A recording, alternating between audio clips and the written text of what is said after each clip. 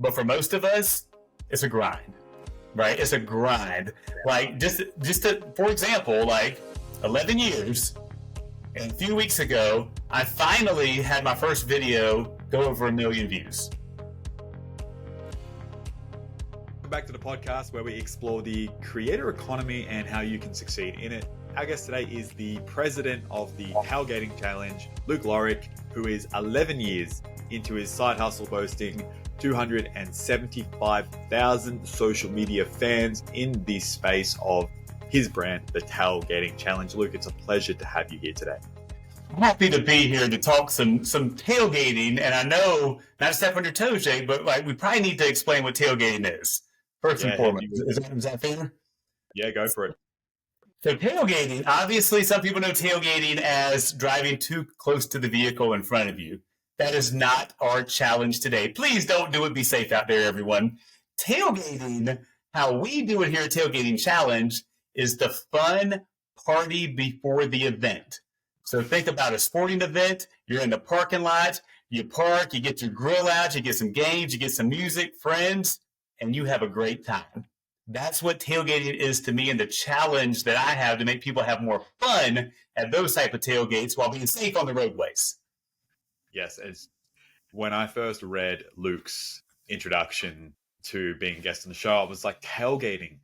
And then when I immediately putting it into Google, it's like, yeah, tailgating is when you sit up someone's basically rear end of their car and really cause grief on the road. And so it took a little bit of me wrapping my head around that. It is not a challenge where we sit up and follow people on the road and cause an accident. Please do not create a challenge. That is not what this is about.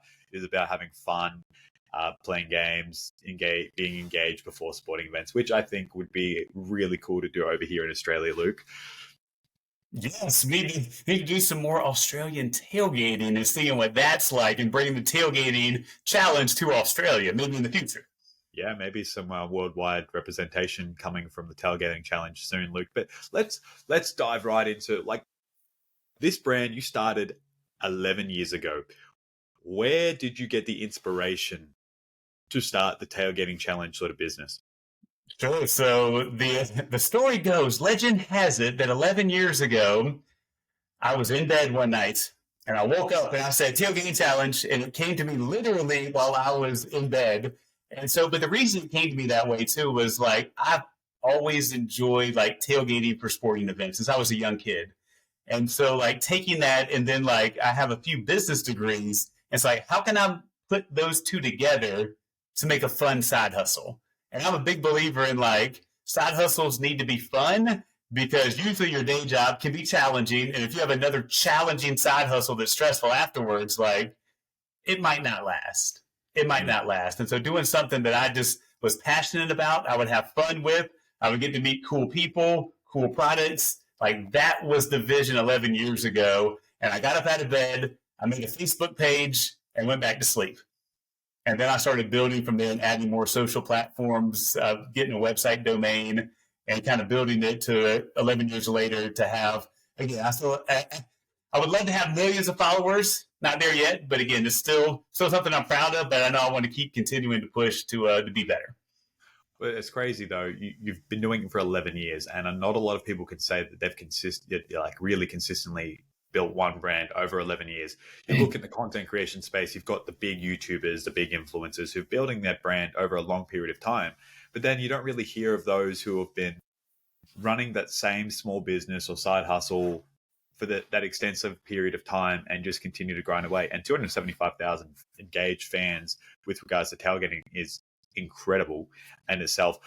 I want to know, like, what was it like when you started doing your first little bit of business, when you started to make a little bit of, I guess, money in that business? How were you connecting with brands to collaborate at the start? Were you reaching out via email? Did you obviously know people in the space? Did you go out of your way to just start meeting people at more tailgating events with a bit more of an intention of like, hey, this is what I'm doing? Can you talk to us through that whole process at the start? And so Jake, I'm going to tell you something that's going to sound counterintuitive. It's not going to make any sense at all for those that are out there trying to get a hustle. I started the first few years of doing everything for free. Mm-hmm. I didn't take a dollar, didn't want a dollar, didn't ask for a dollar from any company I work with. But there's a method to the madness. There's a method to the madness because I didn't have very many followers.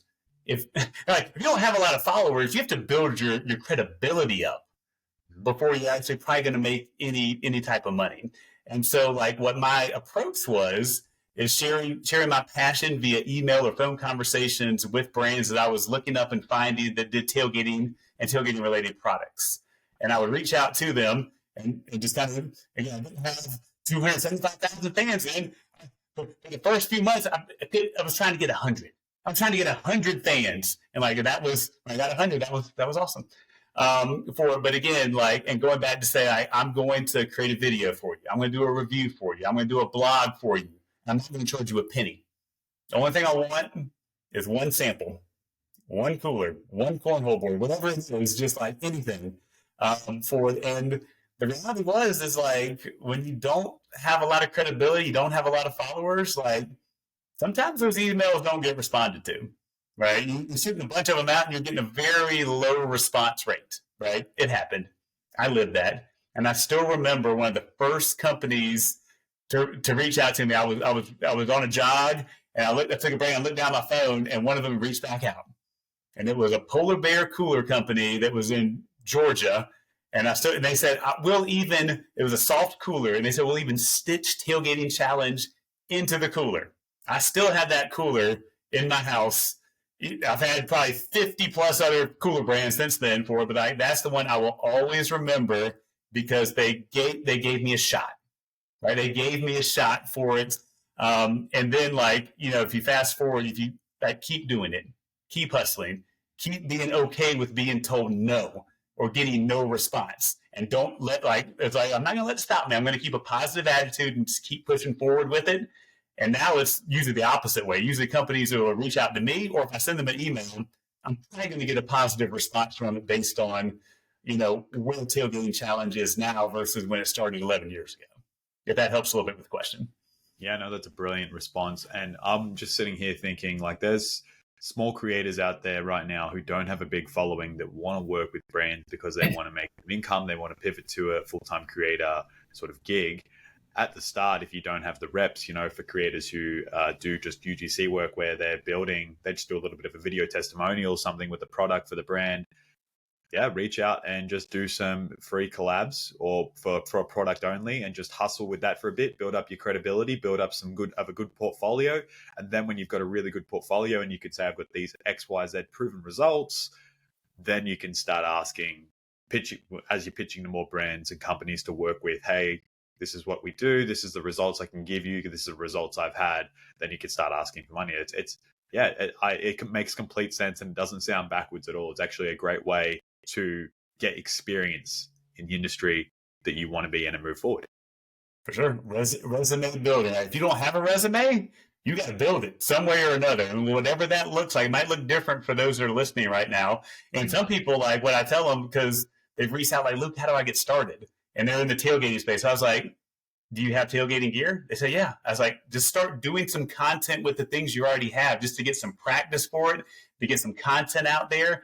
And recognize too, like, this is the part that I think slows people down, is that they think it has to be perfect. Mm-hmm. They think what they do has to be perfect. It will never be perfect. It will never be perfect. And I go back and look at some of the videos I made, like, starting out. I didn't even do a lot of videos when I first. I would just do pictures and like write-ups because I wasn't even comfortable being on camera. And now, I mean, I've been on national television. I've been in a Barbie movie. I'll do any interview with anyone, anytime. I think it helped build my confidence, right? Just being on camera more. But I go back and look at some of those first videos, and I was like, wow, Luke, that was terrible. I had to start somewhere. Right? I had to start somewhere. I'm not saying my videos are perfect now, but they've evolved a lot from where they were, 5, 6, 7 years ago. It's the same for me with when I started podcasting. I actually started radio before that. Before that, I started just doing interviews on radio. Then I got asked to do radio, started hosting my radio show, built my podcast from that. And I was reading everything word for word. I can create entire scripts for my podcast and shows. Now I just kind of go here, like before we started, a couple loose questions. All right, cool. might not even use the questions, might be just off the cuff. But, podcasting, radio, that was where I built my confidence to get on video and then build my brand to speak to anyone and everyone now. It doesn't matter if it's like this conversation, I've never met you before today, maybe 30 minutes ago, to a stranger on the street. So that's the same thing, start small, build your confidence, then you make better and better content.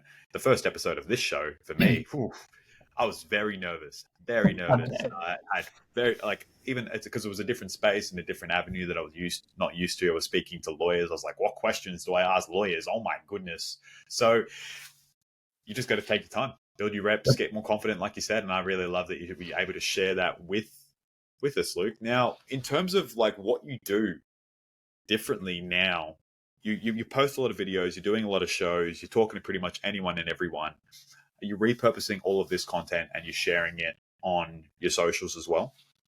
Correct. Yeah. So we have, let's see, Facebook. It's not Twitter. I guess it's X now. It's not Twitter. I hate that they're changing names of everything, but I digress. So X, Instagram, TikTok, YouTube are some of the primary channels that we utilize and putting content on there.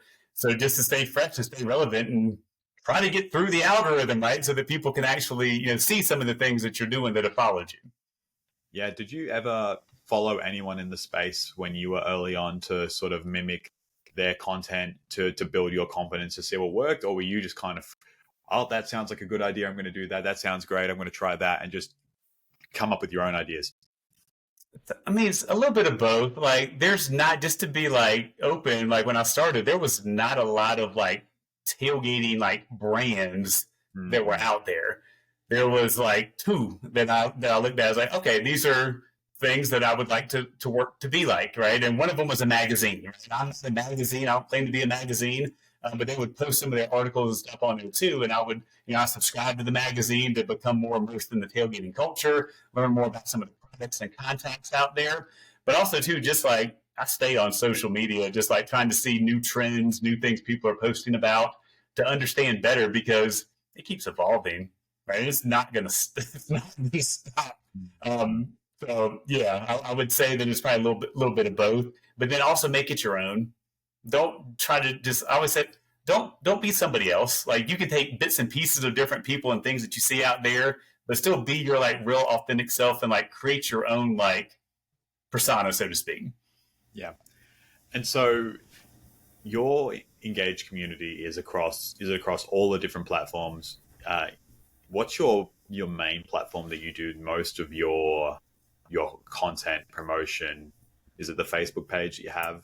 Yeah, Facebook, Instagram are probably the two that I do the most like promotion with. Obviously, YouTube gets like all of my videos, whether it's the longer reviews or some of the shorts that I put on there. So, but yeah, Facebook and Instagram are probably the ones where the most promotion is going to happen with some of those things.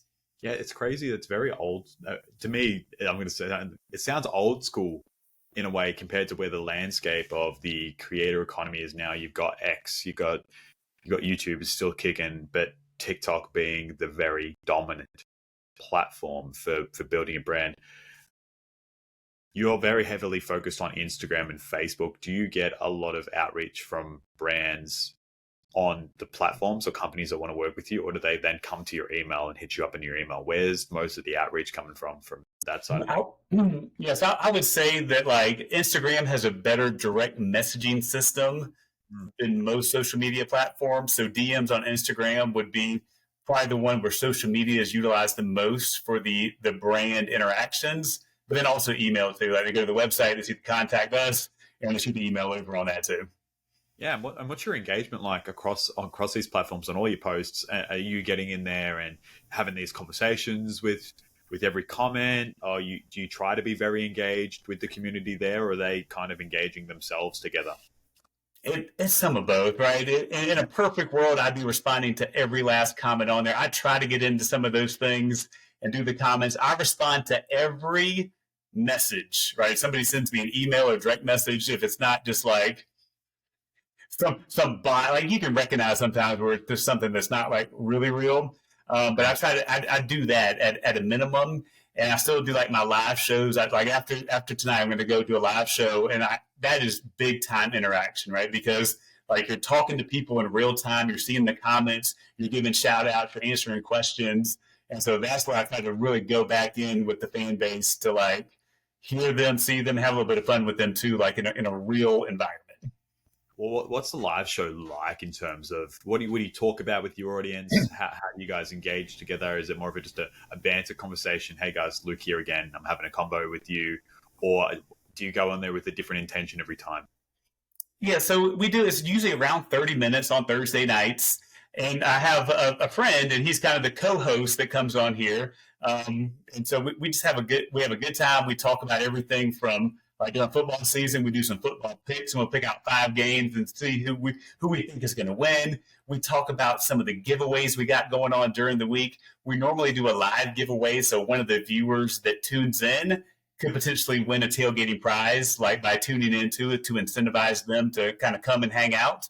And then kind of like this, like that's like our script, so to speak. But then it's like anything else kind of random.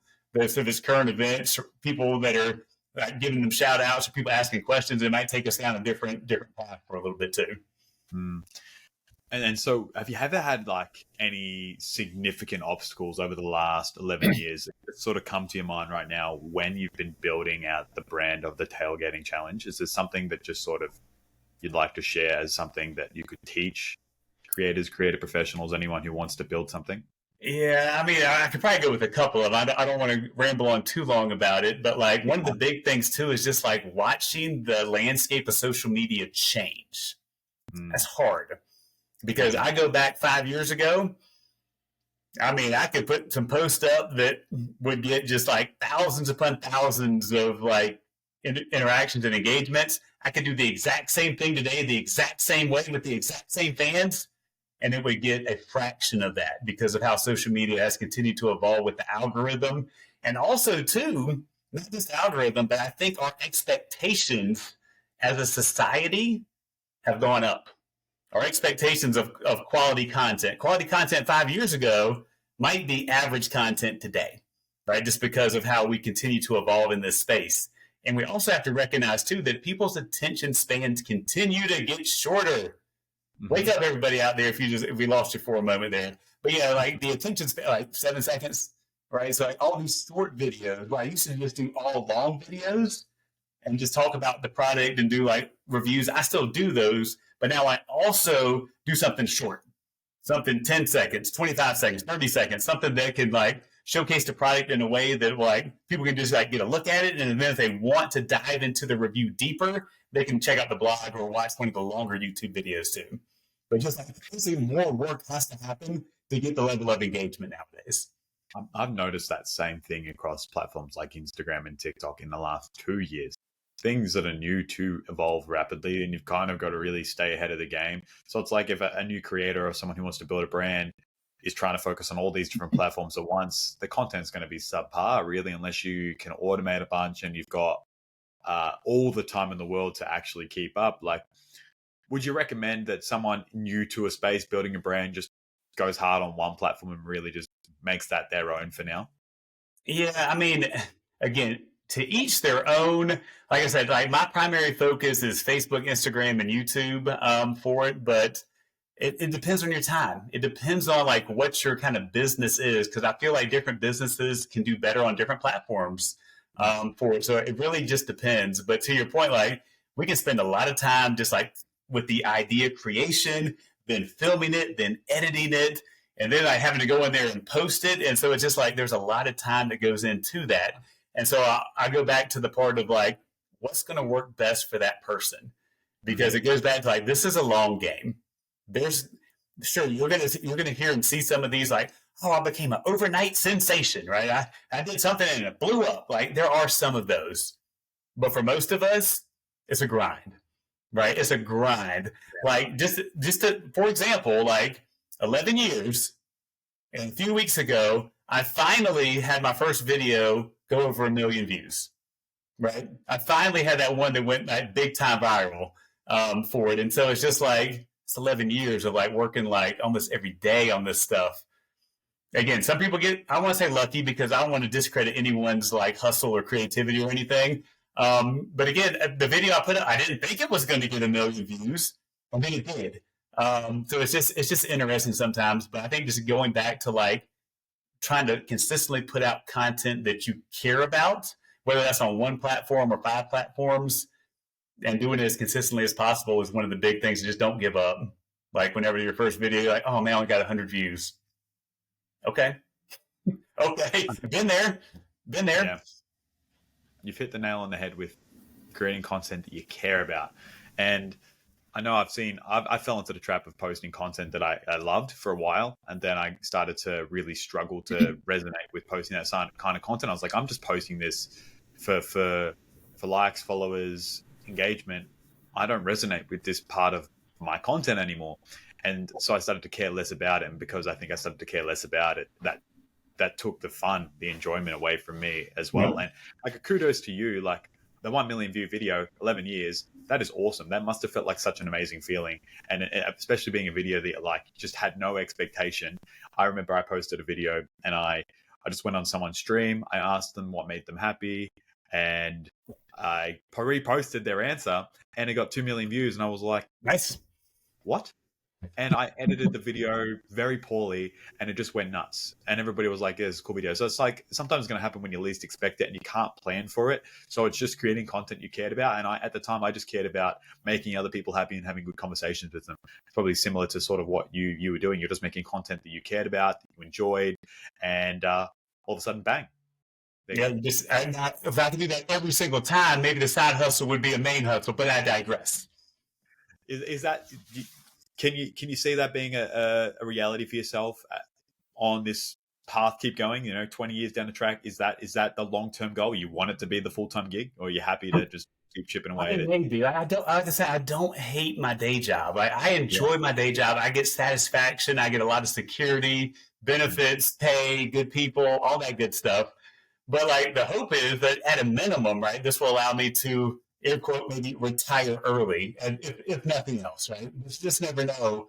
Like, just like when Warner Brothers reached out to me to be in the Barbie movie, like that was totally unexpected. And so, like, I just go back, like, you just never know. Like, I could get a phone call next week from maybe a major like TV company that says, "Hey, want a TV show?" I don't know. Yeah. I'm just gonna keep doing the things I enjoy and pushing forward now, and just seeing what kind of fun comes along the ride. Because that's part of the excitement too. Is like you don't know if that video is going to get a million. You don't know who's going to reach out to you, but it could be something awesome right around the corner. Yeah, like what's that experience? If you don't mind talking about it, the experience of being reached out to by Warner Brothers. How did that come about? Why did they pick you? What did they need you for? If you don't mind sharing. Sure. Yeah. So like earlier this year, I got an email, and I get emails every day. Right, but it was like, "Hey, Luke, do you want to be in the Barbie movie? We want to use one of your videos in the Barbie movie." And I'm like, "Sure you do." Because that sounds like one of these spam, like fake accounts trying to get you to click on something. Yeah. I get those, unfortunately, like everybody else does. But then I started to like look at the email address and do some research. I was like, I think this is legitimate. And so I followed up with them, and they said they found one of my videos on YouTube that I made in 2021.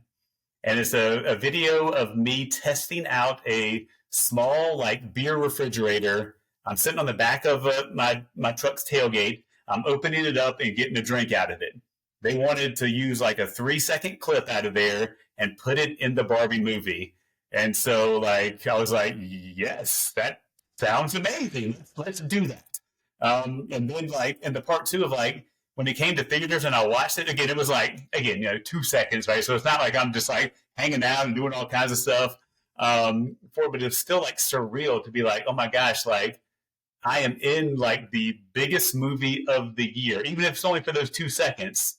And it's still something when I tell people that, people are just like flabbergasted of like how it happened, why it happened. And like, even the Barbie movie is like, it just causes like, it's very interesting and very humbling that they chose that video to put in the movies in. It speaks to the element of you do not know what is around the corner if you just keep trying. And like for your viral video, for example, 11 years, you were just like another day, another video, bang. You wake up the next day and you're going, what the hell's going on my phone? Mm-hmm. It's the same with that email experience. All of a sudden you could have been just sitting on the couch or doing some work. You check your phone, spam email. Yeah. If you later do your research, oh my God, this is an amazing opportunity. Why did this happen? And you just got to think that it's a combination of all of the hard work that's compounded over time for you. And I believe that for everybody. yeah, you see that with everybody. Like there are some people that go overnight sensation, like you think they're overnight sensations, but they've been grinding for ages, multiple YouTube accounts. They've tried a million different things, and then they found the one thing that worked for them that they really care about, and it went nuts. And you see that with different companies in different all different spaces. You see that in all elements of content creation. Someone could be talking about relationships or whatever, nothing goes viral, where they're like, whatever, doesn't matter. All of a sudden they talk about something specific to how they felt as a man in a relationship. Bang, all of a sudden they're resonating with a bunch of other men, and that's going crazy because they tweaked it slightly. And that's all it is. It's just tweak it, keep working on it, keep showing up. One day an amazing opportunity is going to present itself to you if you believe it. Like, you've just got to have that belief too. I think something good will happen if you keep pushing forward, right? If you don't give up, right? Something good will happen if you stay positive and just keep doing what you're passionate about. But it might not be. It might be 10 years later sometimes for some of the big things. Yeah. You never know. You kind of just got to ask yourself, like, what am I doing this for? If someone is just starting out creating a small business or a side hustle, like, do I see myself doing this for a long period of time, or am I just trying this to see if I can make it work or not? Like, how bad do you want it? Like, when you started the Tailgating Challenge, did you ever imagine 11 years ago to now that this is where you'd be standing? Did you envision this for yourself? Were you always thinking about the spot you would be in? No, I mean, honestly, like when I started it, like I had no preconceived notions. I don't want to say I had no goals, because that sounds like I'm not like motivated or aspirational, because I am. But like really my thing was like, if I can have like some fun people I might get to meet and get a bunch of cool tailgating products, like that was about all I was looking for out of it, right? If I can, a few thousand followers, get some fun products and just have fun, that was my main thing for it. And now it's like I have so many products, like to the part of like I have to start giving them away because I don't have enough space for everything that I have like in my house. And my wife is glad we moved to a house in the basement, so there wouldn't be stuff literally just all over the house of a tailgating variety that were coming in the front door every day. When did you realize that this venture that you were on, maybe 1 year, 2 years, 3 years in, that something like what you've built now was possible? When did it click for you? Was there a moment you're like, holy shit, I can make this work? Or like, can you talk us through that moment? Yeah, and I'm trying to think. I don't know if I even remember like exactly on the timeline, but it was a few years in, right? Yeah. Because like when you're starting out, like, I still doing like pushing real hard in the day job because I was trying to elevate myself in corporate America forward. And so I was putting a lot of time. I was going back to school. And so like that takes a lot of your time when you're working all day, going to school at night with it. So like there wasn't enough like time being spent, but I was still learning things. I was still putting some 2 and 2 together with it. But it probably took maybe 5 years. But that timeline looks different for everybody because like I wasn't like, I still have a day job, but I work on this every single day, like probably 30 plus hours a week on there. And that's the part people see me, they're like, oh man, he just to go have fun. He's drinking beer at tailgates. He's partying. He gets all this cool gear. It's amazing. But and that part is, but it's like the stuff that goes on behind the scenes, as you mentioned a moment ago, to be able to do that stuff, there's a lot of work that has to happen in the background to make it happen. That's the part people don't always see. So 5 years in, you sort of went, wow, this is quite possible. Now you're 11 years in. If you could change anything through that 11-year journey, or if not change anything at all, what would be the advice you give to, I guess, the younger self of yours starting out the Tailgate Challenge? Younger self, I would have told them start sooner.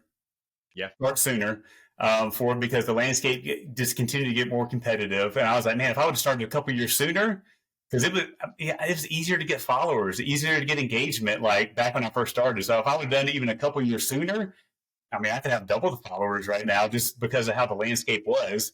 Again, you can't go back in time and change it. But the message is mainly like, if you're thinking about doing something, like do it. Like, do it. Like, don't do it 2 years later. Like, oh, dang, I wish I would have done it 2 years ago. Like, start now. Do it. That's the biggest thing for me. And yours was kind of a leap of faith. You woke up, made the Facebook page, went back to bed, and then you just kept plugging away to it from there. You didn't wait for the perfect moment. Oh, I've got to set this up, this website. Then only when I've hit X, Y, and Z, okay, now I'll start reaching out to people. But like, you just sort of woke up, all right, this is happening. This is a great idea. I'm going all in. And then you just kept going from there. You didn't hesitate from when you woke up. Oh, I'll do it in the morning, right? Oh no, I'm not a big believer in procrastination, because I feel like if there's something in your heart or your soul and it tells you to do it, like, do it. Listen, go. And I know everybody's different, but that's just my biggest thing. Is like, I have so many friends that have told me, oh, I want to like get into YouTube or become an influencer or whatever the case may be. And some of these conversations were years ago, and they're still talking about it today. Or they hadn't done anything. But I was like, man, could you imagine like what they could have already become or built in the last 2 to 3 years? But again, that's on each person. They have to be able to pull the trigger. I can't do it for them. Yeah, I have met plenty of people in my life, and probably me, myself included, on pulling the trigger on certain things. Let's just say this is a message for everyone before we wrap this up. Like, I wanted to be a boxer when I was 16, 17. And I didn't pull the trigger until I was about 23, 24, when someone said to me, aren't you a little too old to start that now? And I was like, you know what? I maybe am, but I'm going to try. And I pulled the trigger. It took 2.5 years to get to that first fight after COVID and everything and being able to train. But I'm like, I'm so glad I am not starting now, and that I had that opportunity to start when I did. Otherwise, I can't imagine how my life would be without it. Yeah. Everybody, get started today. If you got passion to do something, do it. There you go. Luke, yeah, been a pleasure to have this conversation with you about the Tailgating Challenge and your amazing cameo in the Barbie movie. But thank you for all your insights into building a brand, inside sort of the creator economy of the landscape and how everything has changed. And a big shout out to the creators, brand managers, those who are aspiring to build their own brand, creative professionals, everyone that's listening to the show, that makes the show what it is. Thank you for joining in and listening to Luke's conversation with myself on building a successful brand and the side hustle that he is building into a potential full-time gig, or helping him retire early. So Luke, been an absolute pleasure. Thank you so much. Yeah, thanks for having me. Everybody get out there and do some tailgating, no matter where you are, but the good kind. Not count you. Yeah.